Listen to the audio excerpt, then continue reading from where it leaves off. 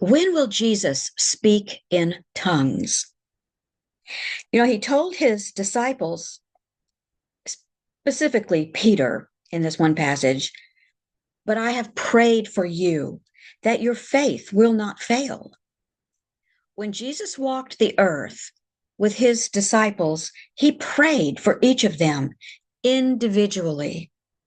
He called their names out to God. He still does that for each of us. And the time is coming when every believer will hear Jesus call our names when he comes to raise the dead and snatch up the living. The Bible says he currently sits at the right hand of the Father, interceding for all believers, just like he did for the 12, because he knows each of us by name. And the Bible says that when he comes to raise the dead and catch up the living, he will descend from heaven with a shout. One shout. What will he be shouting? Our first clue comes at the tomb of Lazarus. Didn't he shout his name first? Lazarus, come forth. In John chapter 10, verse 3, Jesus spoke of the resurrection and the harpazo, the rapture, when he foretold a time when the good shepherd would come and call his sheep by name and lead them out. That is only one of the reasons God calls his people the outcalled. In John 10:3, he spoke of that upon which the apostle elaborated in 1 Thessalonians 4:16, where we read that Jesus will descend from heaven with what? A shout. What will he be shouting? Revelation 4:1 tells us exactly what he will be shouting. He will be shouting our names, followed by the words, "Come up here." The resurrection and the harpazo will be an intensely personal event for everyone who belongs to Jesus Christ. How can it not be when he will be shouting our names? Every believer, dead or alive, will hear in that one shout our names and no one else's.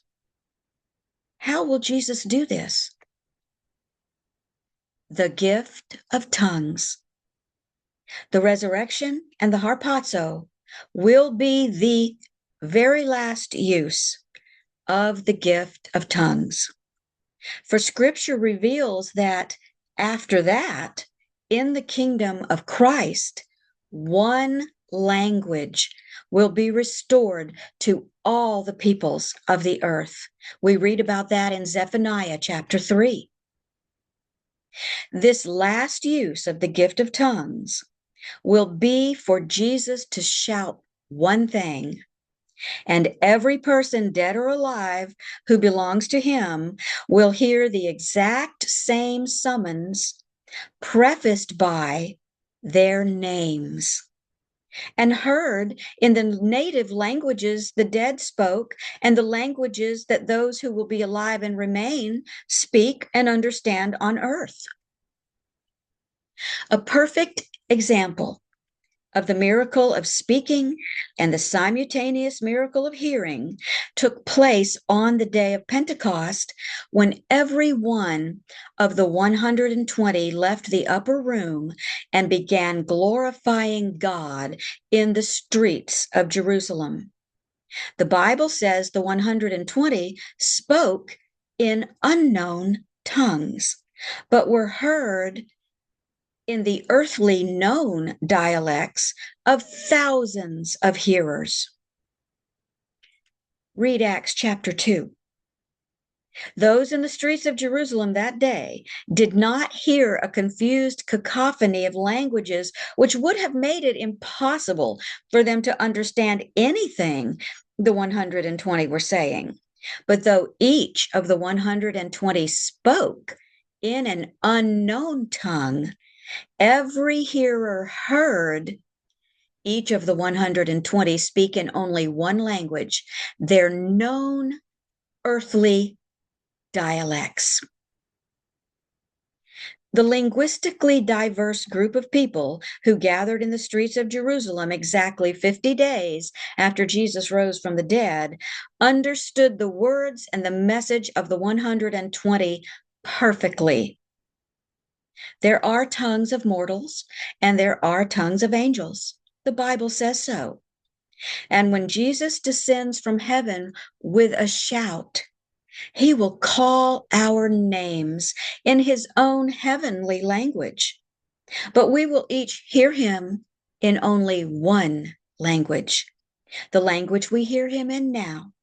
In the earthly dialect we have always spoken and understood. Jesus knows our names. I am Jocelyn Andersen, and this is the Hungry Hearts Bible Commentary.